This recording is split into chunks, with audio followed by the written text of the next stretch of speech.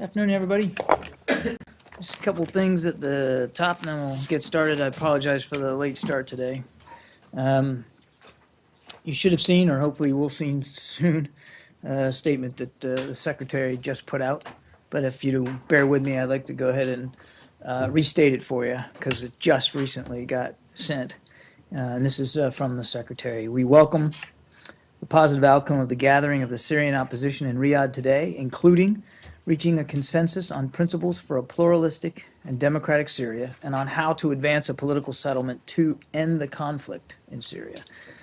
As I conveyed to Foreign Minister Al-Jubeir today, we appreciate Saudi Arabia's leadership in convening this broad and representative group of 116 participants who agreed today on the structure of their negotiating body to represent them in the political process. We appreciate that this extremely diverse group of Syrians put aside differences in the interests of building a new Syria. With the progress made both in Vienna and now in Riyadh, the International Syria Support Group continues to build a foundation for constructive negotiations in January under UN auspices regarding a political transition in accordance with the Geneva Communique of 2012. While this important step forward brings us closer to starting negotiations between the Syrian parties, we recognize the difficult work ahead and remain determined to continue toward a political settlement that brings an end to the conflict. The written version came out was in your name, but Yeah, they made a correction on that. Okay, It is a secretary's name, and that's how I read it to quote the secretary.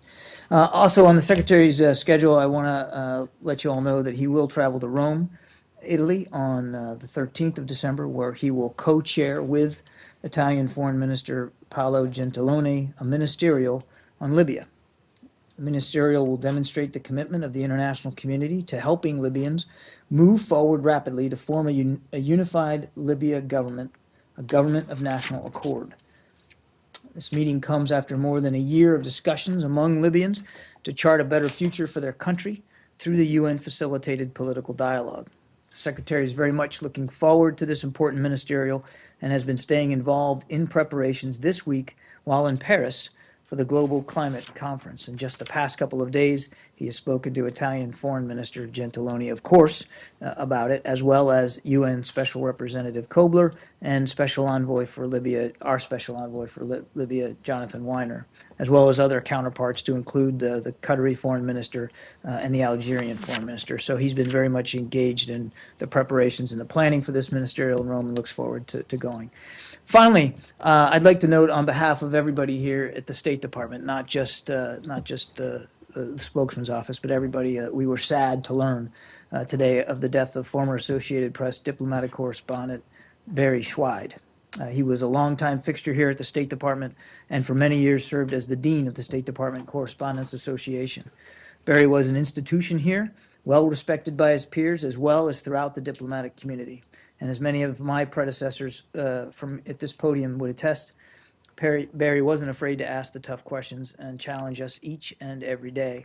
He's going to be fondly remembered as a great journalist and an even better friend to so many, and our thoughts are today with his family and with his friends. And with that, we'll open it up to Brad.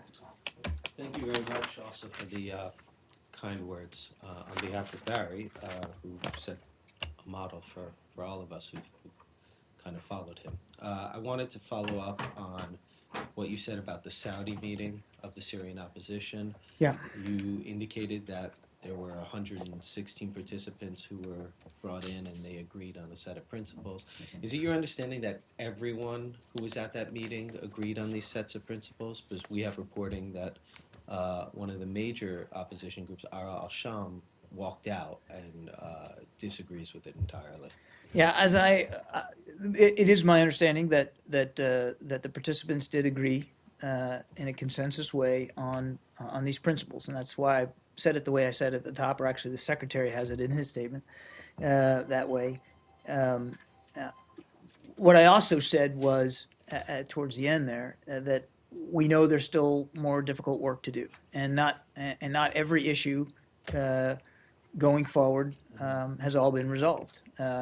For instance, one of the things they've got to do now is they've got to pick a negotiating team that's actually going to sit down and conduct these political negotiations with the Assad regime. So there's a lot of work left to do, and I think the reading I got out of the day was that there were lots of frank, very candid discussions, and you would expect that, that many participants, all of whom have not in the past typically agreed on everything about the political future in Syria, would have differences to express. But again, we're gratified to know that they were able to reach a consensus view going forward, and to agree on a framework. As I said, a framework, a structure for a negotiating body going forward. Well, I mean, it's one thing to agree on a consensus, but if the consensus doesn't include a big part of the actual fighting force, which al-Sham constitutes, that's certainly weakened. So what does it mean if a group that actually has gotten a lot of its support from Saudi Arabia itself isn't going to take part in this? Well, they did take part. Al-Sham, Okay. sorry, they did participate today. I'll let that group and the Saudis speak to more particulars about the day today, but they were there, and they did participate in the discussions. And again, they can characterize for themselves, I think, their views at the end of it. But as I said, I'm keeping this at a high level today. We know that there was a consensus view of what going forward, the kind of pluralistic Syria that they want to see, and the structure for a Another negotiating thing body. they said was that the negotiating team and the consensus too much reflects opposition that is friendly or amenable to Assad. Do you see a dynamic emerging where it's going to be Assad negotiating with kind of Assad-friendly opposition?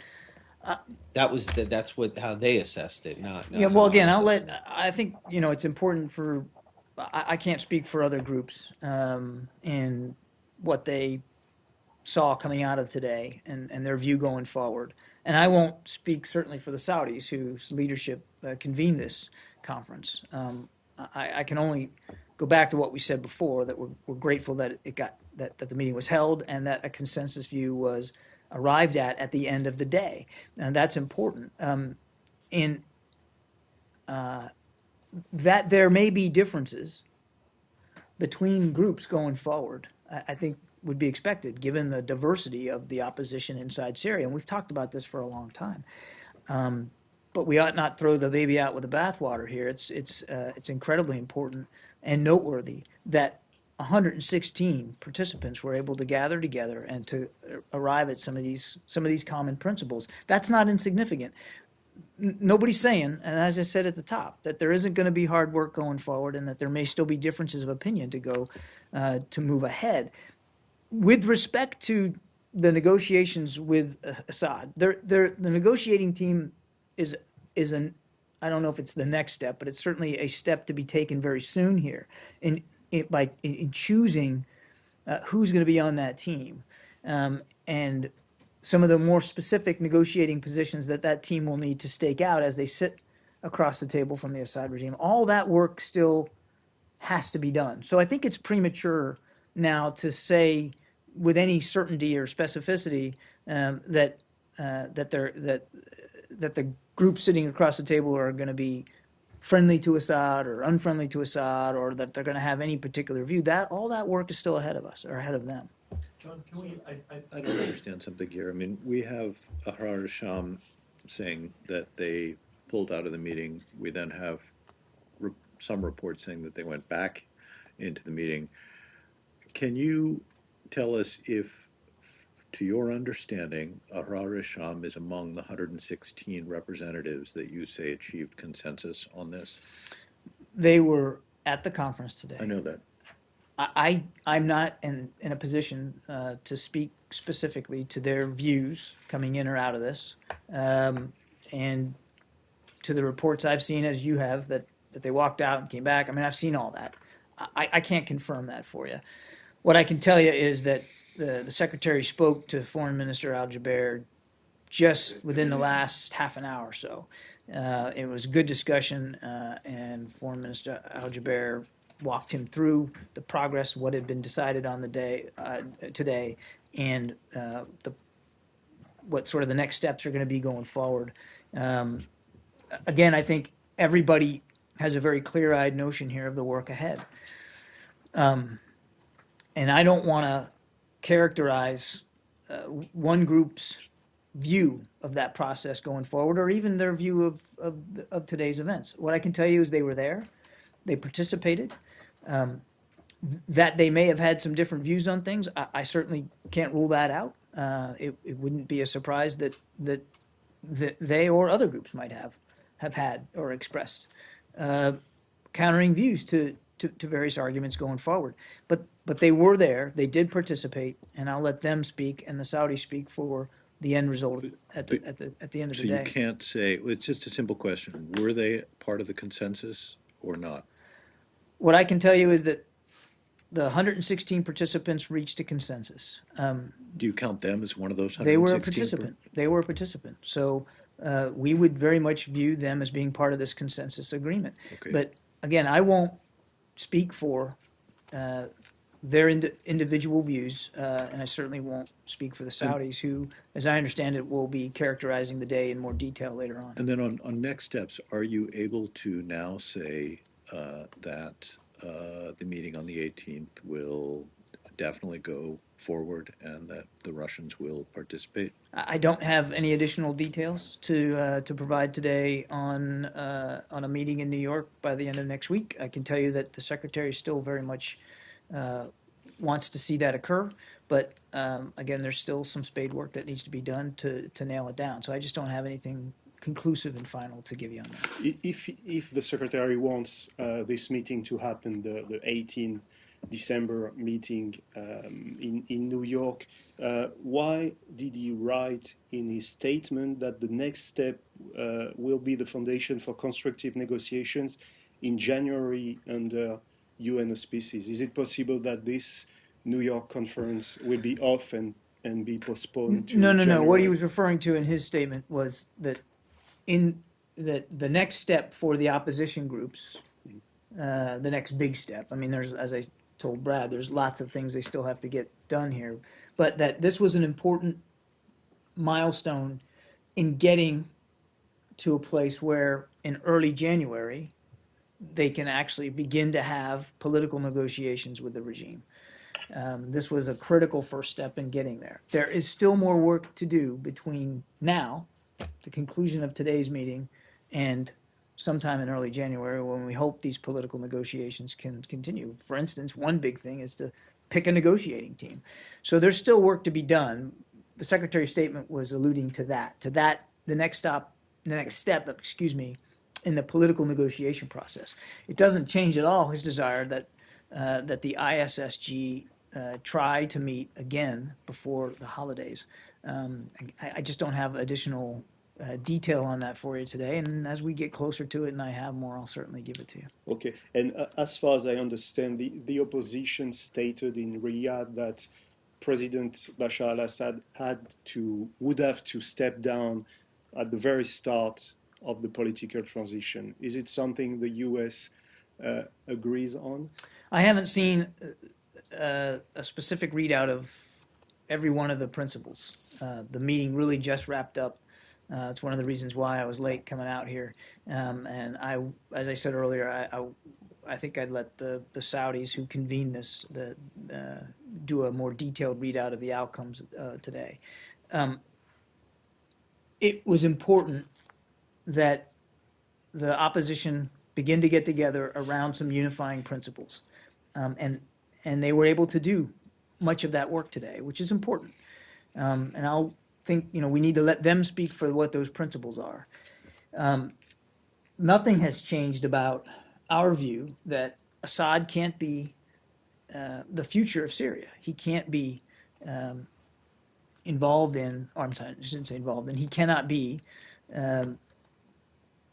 the leader of Syria going forward into the future. There has to be a transition to a government away from him and towards one that's more inclusive and responsive and representative of the people of Syria. That's what we're after. And as we've said for many months now, his role in affecting that transition is something that still needs to be worked out. It needs to be worked out among the opposition groups and with the regime, and frankly, it's going to continue to be discussed in the framework of the ISSG. What has been said for years now is Assad must go. and that's no longer what's being said. In the simplest terms, it seems like that strategy, that position has taken a serious shift. No, I absolutely fundamentally disagree Well, with then what why you don't said. you say it Justin. again? You know, We have long said that he cannot be a part of Syria's future. but now you're saying he could be involved. No, Justin. What I said was Well, you corrected yourself and you said, well, I can't say he won't be involved. I really don't think that I need to have an argument with you about the future of It's not an Assad. argument. It's just an observation. He cannot be a part of Syria's future. We have said that repeatedly. He still must go. It's the process of how you get to that end that we still have to work out internationally inside the ISSG and between the opposition group and the regime, and all that work is still ahead of us. But it's very clear that and there's a common view that he cannot be a part of Syria's long-term future. And how that works its way out, well, we'll see.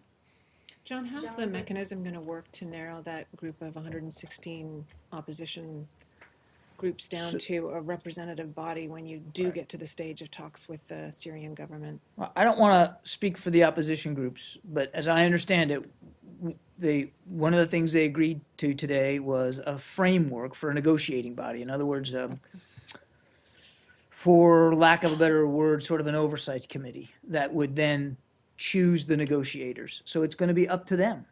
And this negotiating, the framework, under this framework of a negotiating body, for them to figure out who's going to be on this negotiating team. I couldn't possibly begin to tell you who that's going to be right now or how they're going to go about selecting those negotiators. That is really for them to do. But what was important about today was that they agreed on some basic principles and agreed on a process to get to those kinds of decisions, to be able to give them a framework to make those selections and to make those decisions. And that's not insignificant.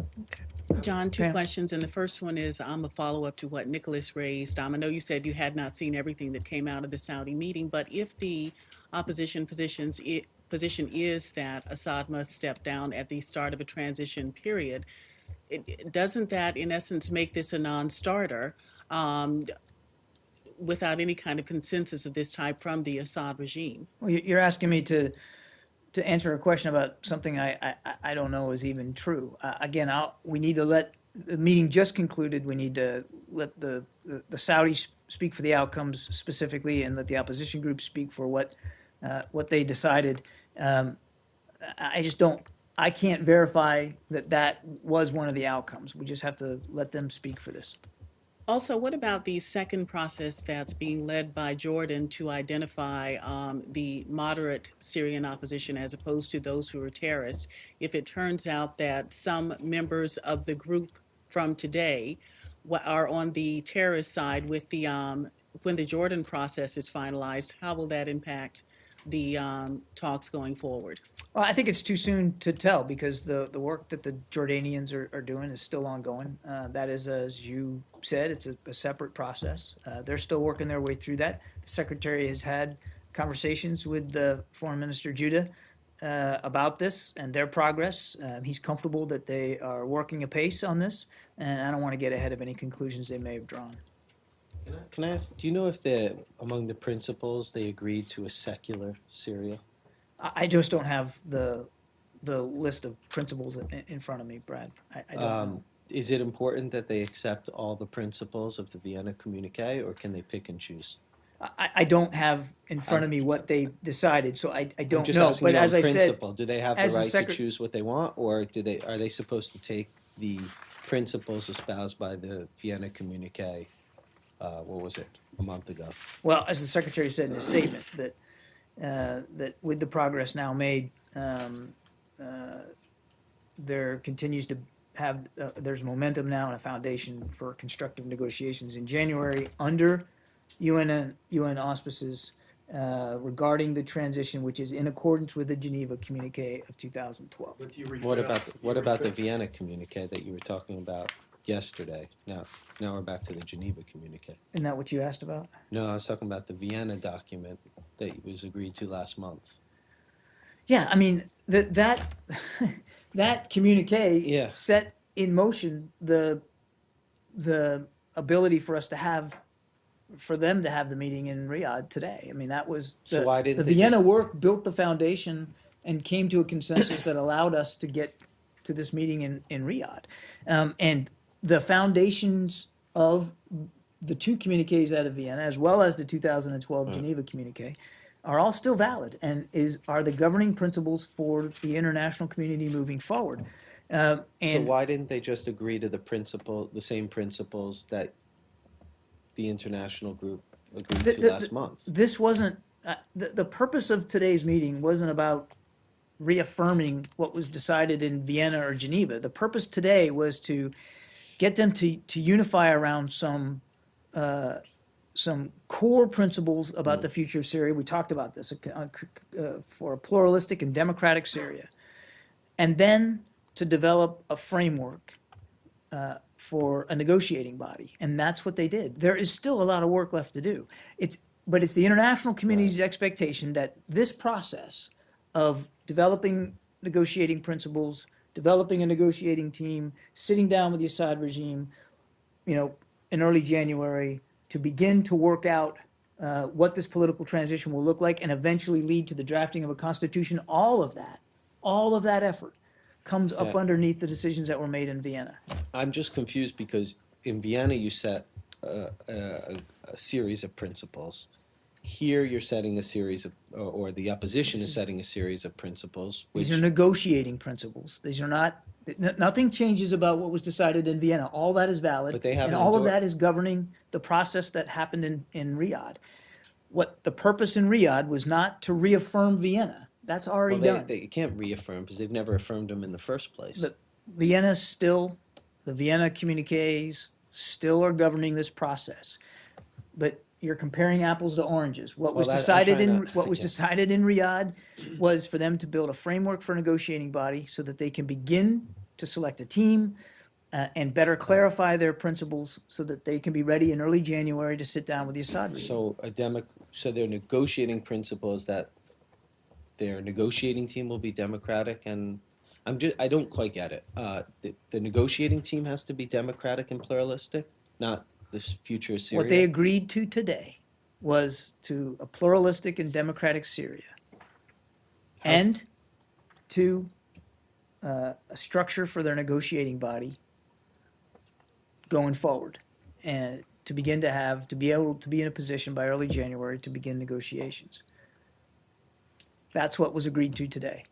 The I'm communiques. sorry, I just don't see how that. I don't see the difference between. You set a series of principles that talked about the future of Syria. You just said they agreed to a series of principles that included a democratic and pluralistic Syria. That seems to be apples and apples, not apples and oranges. And if those sets of principles are different, I can see that being confusing in terms of what's actually being negotiated. Brad, I'll try to do this again. You can forgive us for being skeptical that I'll try to do that this some again. of these groups don't share the same principles as you. I've said that all along, Brad. But what I'm saying is the meeting in Riyadh and the decisions they made today are a subset of the larger Vienna principles that the international community has signed up to and agreed to. In fact, it was those principles and those communiques which led to the Riyadh meeting being held. The purpose for the Riyadh meeting was not to have the opposition groups check off the laundry list of everything that was decided in Vienna. Those principles are not in dispute. The purpose of the Riyadh meeting was to get them together to try to help unify them around some very core principles of their own, negotiating principles of their own, and to help to build a framework so that they have a negotiating body going forward. You say those principles are not in dispute, but most of the opposition has never accepted that Assad would have a 2-year timeline or there would be free and fair elections in 18 months from the point of the start of the constitution drafting process. I mean, those aren't in dispute because they are totally in dispute as far as I understand. Assad's never accepted them, nor has much of the opposition. They are the same, those principles are in place going forward as decided by the ISSG. There's no change to that. And it was under the rubric of that structure that these opposition groups were brought together in the first place. So those milestones and principles are still valid. and are still in place. It was under the clear understanding that that was going to be the process moving forward, that this whole meeting in Riyadh was established and set up to begin with. But what needed to happen, what hadn't happened, and what the international community, which you guys have constantly reminded me of here, what the international community couldn't do, shouldn't do, was legislate to the opposition groups what their negotiating principles, their specific negotiating principles with Assad were going to look like. That was something that would, you can't force that on them. They have to do that, and they got to start today. Again, I'll let the Saudis read out more specifically what the results were. Yeah, Are they going to extend the meeting in Saudi Arabia, or they finished? the meeting is concluded. So And again, how are they going to finalize the remaining issues? again, I'm not gonna. I don't have the meeting just ended. I'm gonna let the Saudis speak for characterizing the outcome of it. I don't know about plans to have or convene other meetings going forward. I think obviously there's still a lot of work to do. One of the key factors coming out of this was this a framework for a negotiating body, so that body can do much of that work. But again, I'll let the group speak for themselves, and I'll let the Saudis speak for themselves on that. Go North ahead. Korea. Yeah, go ahead. On North Korean human rights issues, China and Russia opposed the discussion of human rights issues in North Korea today upon the UN Security Councils. What is the United States position, and will U.S. support to UNSCR discussion of human rights issues? I'm not aware that we were involved in those discussions, but our position on human rights in North Korea obviously hasn't changed one bit. But I don't have. I mean, you're saying this was a meeting between Russia and China on North Korean human rights. I don't have anything to read out specifically, and we weren't involved in that. What if China and Russia continue to oppose these discussions, and then what happens next? Can you guess? Those are two very great hypothetical questions that I don't like to answer. Without getting into what may happen between Russia and China and discussing, this issue, obviously, what we believe needs to happen is the leadership in the North needs to do the right things to de-escalate tensions and to help us get to a much more stable, secure situation on the peninsula. And they can start by feeding their own people and quit the provocative rhetoric and quit the provocative actions. But I won't speak for what Russia and China may decide to do with respect to this. If Russia and China are going to pay more attention to human rights in North Korea and want to continue to urge and push the same outcomes that we would like to encourage and see happen in the North, then that's all to the good. But I don't have anything additional to say on that. Thanks. Can I follow up? Yeah. Do you have any reaction to North Korean claims that they now have a hydrogen bomb?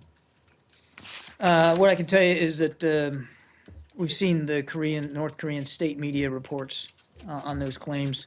I cannot and will not comment on intelligence matters, other than to say we continue to call on North Korea to comply with its international commitments and obligations. North Korea must abandon all nuclear weapons and existing nuclear programs in a complete, verifiable, and irreversible manner, and cease all related activities immediately. Do you Yes. get a sense of urgency that, you have to restart talks, that, this is an urgent matter that requires some action from the U.S. side? Nothing's changed about the fact that we would like to have the six-party talks resume, and the onus is on the North to show a willingness to do that, which they have not yet done. Yes.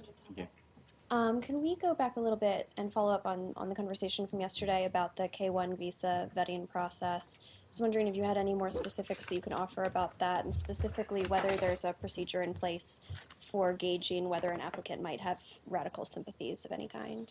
What do you mean by an update on process? What do you Well, mean? no, in terms of just the specifics of what the process entails, if you could say anything additional beyond that it involves an interview and DHS collaboration, anything, in terms of what is done in this process to gauge whether an applicant has radical sympathies. Okay, there's a lot there. As I said yesterday, the process is handled collaboratively between DHS and the State Department. Obviously, the State Department's role is primarily overseas with the fiance that is applying for the K-1 visa program. And as I said before, I know we've said in other venues, it's a very rigorous, thorough screening process. It is also case by case; it's individual, and the consular office that is examining each application. Certainly, there are certain things like fingerprinting and an interview and some biometrics that have to be done, but also, they have the freedom and flexibility to do additional work in examining an individual's the bona fides of the relationship, particularly examine their commitment to the bona fides of a relationship. So there's a lot of work that is done there. Obviously, on the questionnaire, there are specific security-related questions, such as, do you seek to engage in terrorist activity while in the United States, or have you ever engaged in terrorist activity? Have you ever or do you intend to provide financial assistance or other support to terrorists or terrorist organizations? And are you a member or representative of a terrorist organization? It would be obviously imprudent for us not to ask these questions, but we're not foolish enough to also realize that even those who might actually have these proclivities would answer no to those questions. Anyone ever answered yes to those questions? I'm not. To I don't expel know. people afterwards for having lied on their applications rather than a genuine effort to find out if they do harbor terrorist Yeah, intentions. I think you certainly could. You certainly could.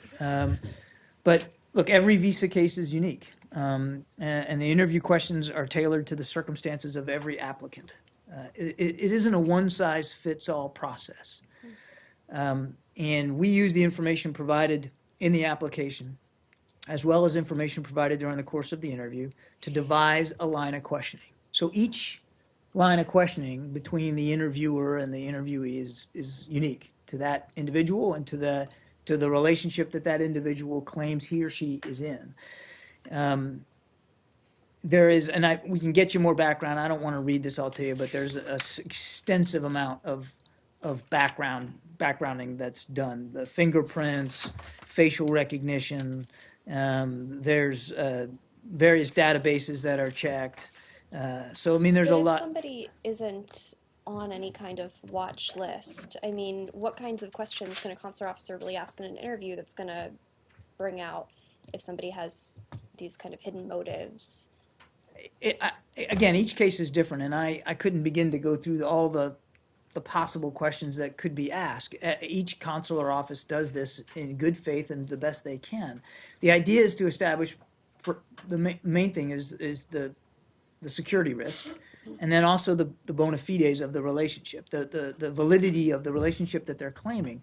But if hypothetically, if somebody had malintent going into that, and they had no prior record that would lead anybody in law enforcement or a security establishment to question their motives, you could easily see where somebody could dupe the system.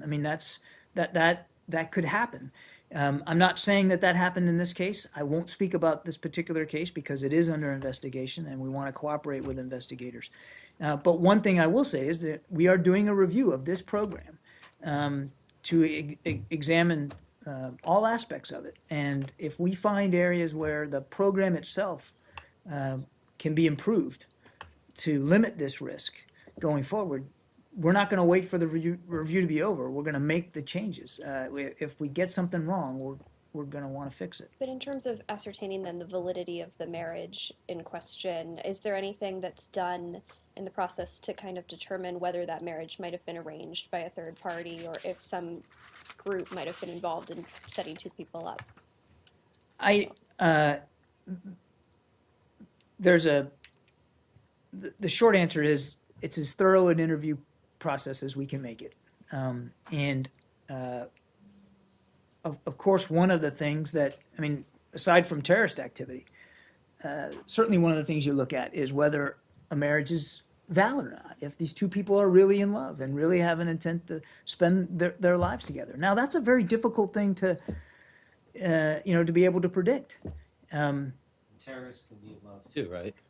Yeah, I mean, I mean, they could have a real relationship, but it's also be possible. bad people. So we do the best work we can to try to evaluate the validity of a relationship.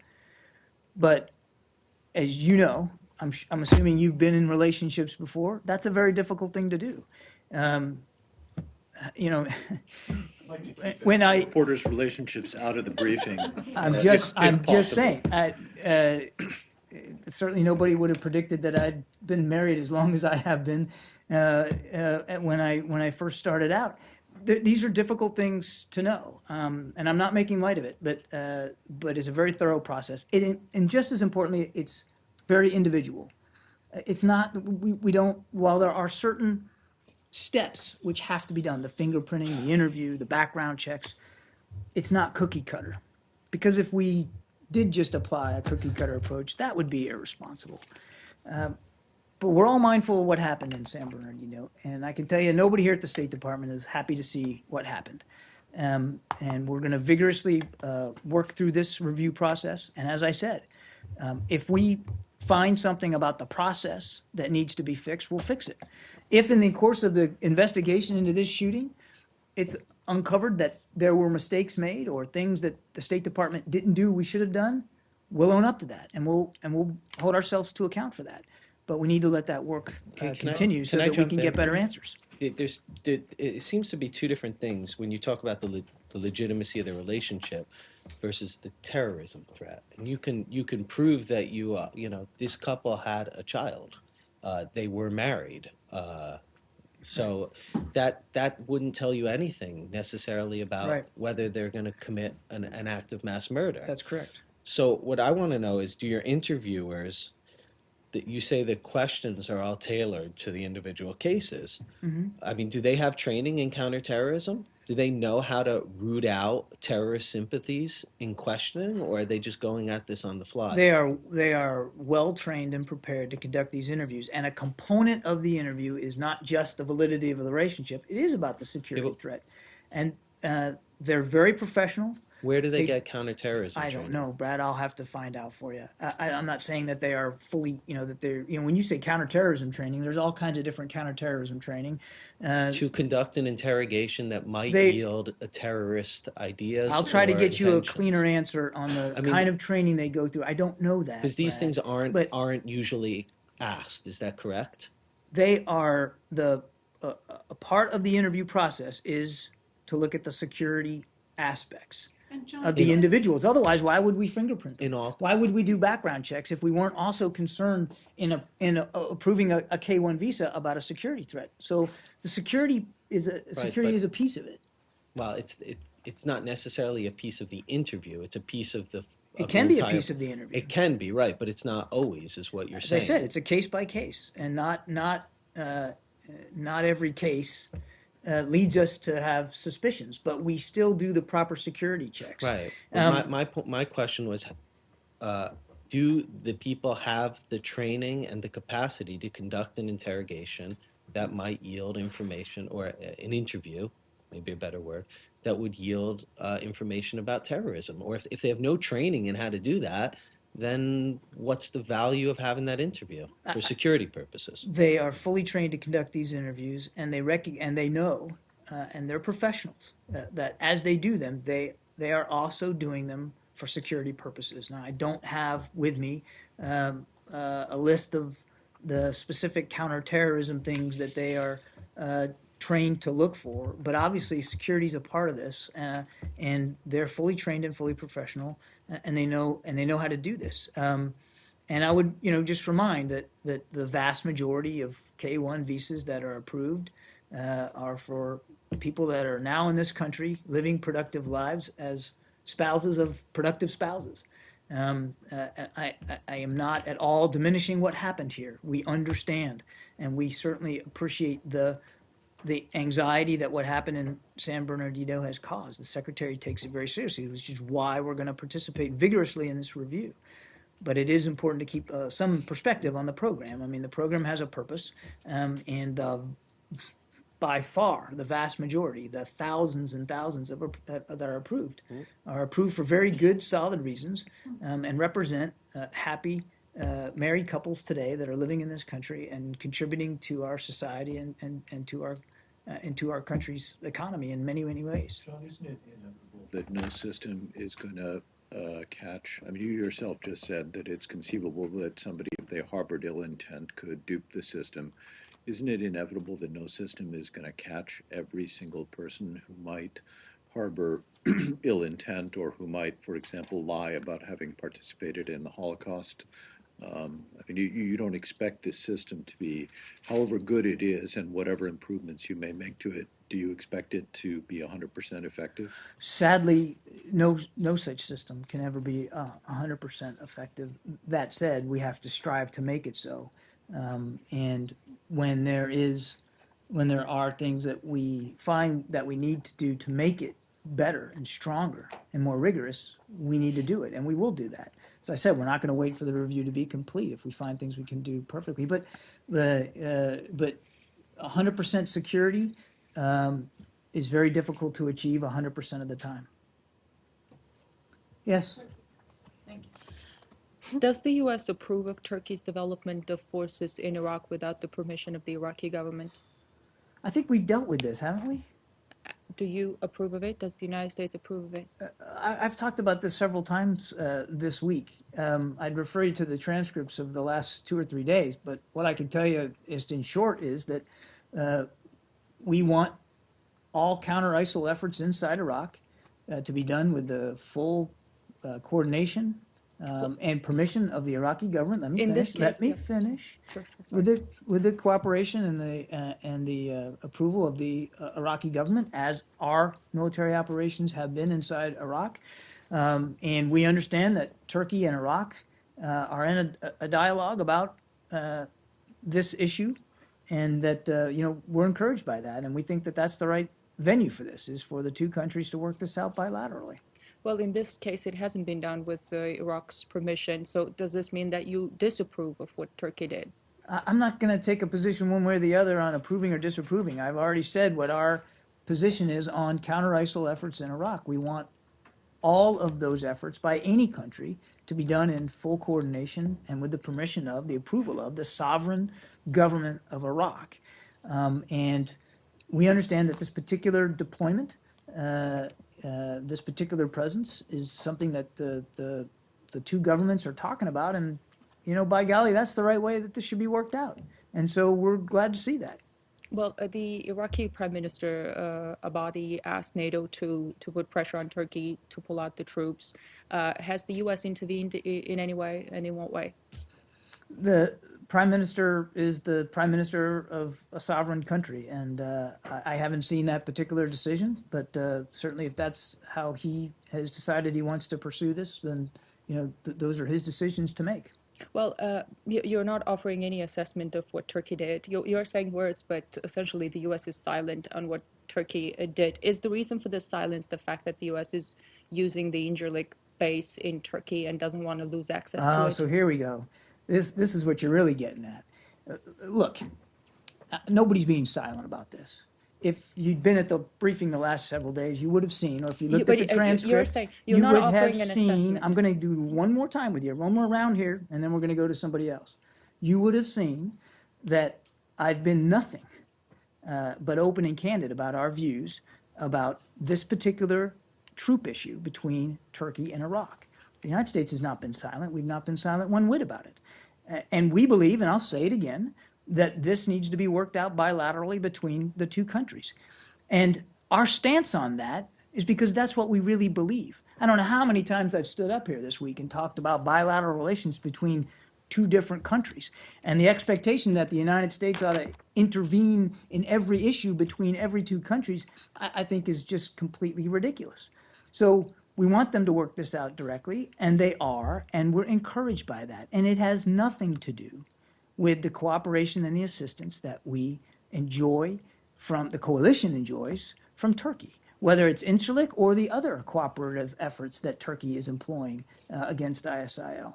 Okay? You're saying, yes, that's right. I think I've dealt with your questions quite It's a enough. different Yes, question. ma'am. It's a different question. I Well, want you're to ask about Yemen. Yeah, sure. The peace talks in Switzerland. Is there going to be a U.S. presence or observing presence at the talks, and if so, who?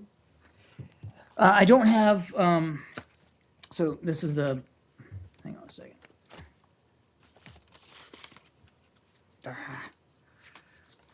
I'll get there. Yemen's here somewhere. There it is.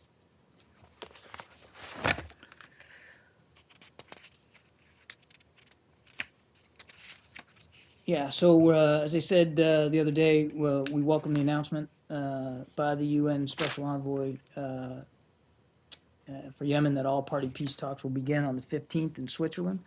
As I said before, we urge all parties to avoid any further delays and to attend the talks in good faith and without preconditions. I don't have anything specific with respect to our participation. I'll have to take that and Thank you. get back to you.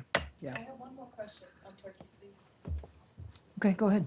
Thank you. Well, you're saying that it's up to Turkey and Iraq to figure out the situation with the uninvited Turkish troops. But the U.S. does take upon itself to invite forces from other countries into Iraq and in Syria. Ash Carter was telling Congress yesterday that he personally reached out to 40 countries asking them to commit special ops for the fight and other support. The Iraqi parliament is concerned that their country is becoming this ground where different countries do what they want.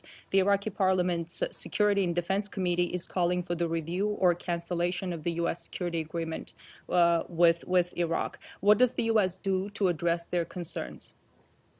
Address whose concerns? The Iraqi Parliament Security and Defense Committee that is now calling to review or cancel the agreement with the U.S. I haven't seen those reports, ma'am. We continue to work with the Iraqi government. The troops that Secretary Carter referred to, that decision was done in full coordination and cooperation with the Iraqi government. If you're trying to suggest that somehow U.S. military assistance against ISIL is untoward or being done without full coordination with the Iraqi government, it's just a completely baseless charge, and I don't think it's worth having any more discussions about it. But you're saying are you saying that you're not aware of the Iraqi Parliament's this Security and Defense Committee's initiative I haven't that seen they that. want to? No, I haven't seen that. Okay, with the situation where the U.S. I'm going to give you invites just one more, forces- honestly, and then that's it. Okay, Sure. go ahead. The situation where the U.S. invites forces to Iraq and the U.S. is leading this coalition, but when something goes wrong, the U.S. says it's none of our business, like with the Turkish troops, you have to figure it out between yourselves. Should it be of no concern to Iraq? Should what be of no concern? I love these questions that are 10 minutes long, and then I'm supposed to get the grain of it out of here. Should what be of no concern? The fact that when something, you have this cooperation, you have this agreement, but when something goes wrong, the U.S. says it's none of our business, like with what's happening with the Turkish Oh, troops. come on. Again, another ridiculous question. When have we ever said it's none of our business? You are saying that about the What Turkish troops. no, I'm not. I'm saying that, I'll say it again, okay? We want this to be worked out bilaterally between Turkey and Iraq. And the way you're trying to twist all of this around to make it look like we're doing something nefarious or that we've got some sort of inappropriate relationships here. I mean, it's just so silly. Well, And am I really I twisting can't believe, it? honestly, that you aren't have you- embarrassed to ask these questions. You have to be looking at these questions and almost laughing to yourself, don't you? I mean, they're So- absolutely crazy. So we are working very closely with the Abadi government, right? We are working inside a coalition of 65 nations. 65 nations that have signed up to go after ISIL in Iraq and in Syria. Let me finish. You've had your moment. 65 nations. And what we have said from the very beginning, I said it when I was at the Pentagon in uniform, is that we want any action against ISIL inside Iraq specifically to be done with full cooperation and coordination with the Iraqi government and with their sovereign permission. That hasn't changed one whit. Now there's this dispute between Turkey and Iraq over the presence of a small number of troops. Okay? And Should I- I said it over the last several days. and I'll say it again, nothing's changed about our position about the sovereign nature of Iraq and the fact that troops operating against ISIL inside Iraq needs to be done with the Iraqi government's permission. And we've stated that publicly, we've stated that privately to every member of the coalition. Nothing's changed about that. Sir. And we want Turkey and Iraq to work this out, and they are. You are trying to find a way to make this some big divisive issue, and even the Turks and the Iraqis know that it's not, and they're working their way through it. So let's let them work their way through it and let the rest of everybody keep focusing on ISIL, which is what we should do, and which, by the way, the Russians aren't doing. Is Hey, it? if I'm I- sorry. if Should I I may- not? if I Should may- I not if I may- ask? Should I not if I be may- asking what the U.S. assessment You, of you, Turkish ma'am, actions I'm going to take this one, is? Arsha, then I'm going to come to you. Should You I can- should you I can- not be asking that question? you can- Exactly which question should I be embarrassed about, sir? You can ask me whatever you want. I'm just stunned that you're not embarrassed by some of the questions you ask. And I Exactly notice, which that question? I notice that RT very rarely asks any tough questions of their own government. So you can ask whatever you want. That's the beauty of this setting, right? Here at the State Department, you can come in here and ask me whatever you want, and you can be just as challenging as you want to be and accusatory in your questions. Some of those today, absolutely ridiculous. You can do that here in the United States, but I don't Which see you. question was ridiculous, I sir? don't see you asking those same questions of your own government about ISIL in Syria. Which And I which would of my love to questions see was those ridiculous? questions get asked. Arshad? I'd like to switch to just saying one quick word about Barry Schweid. Barry was very kind to me personally in explaining stuff when I was new on the beat. You're right that he asked extremely good and tough questions. I'd like to share one anecdote about him, which I think speaks volumes, which was many years ago, former Secretary Kissinger gave a speech, and then he did Q&A, and Barry grabbed the mic to ask a question, and before Barry could open his mouth, former Secretary Kissinger said out loud to everyone, "Can fate have been so cruel to me?" And I thought it was a sign of his respect and affection and perhaps even fear of Barry. So I didn't want the briefing to end without a comment from somebody not from the AP of my regard and affection for Barry, and my condolences to Nina and his family. I don't think we can end on any better note. With that, have a great day, everybody. One more, if you may. Sure. And you may not have a response, but there's this ongoing anti-terror operation in Geneva and near Geneva, and the reports are that the Swiss are acting upon U.S. information. Do you have any comment on that? I'm afraid I don't, Brad. We'll have to. It sounds like this is an evolving situation, so I just don't have anything new on that. Is there any indication that this could, in any way, be a threat to U.S. interests or citizens? And do you have any message What for Brad's U.S. talk, citizens in what Brad, Geneva? I honestly just don't have the information on that. You're gonna have to let us look at this and get back to you. Thanks, everybody. Have a great day.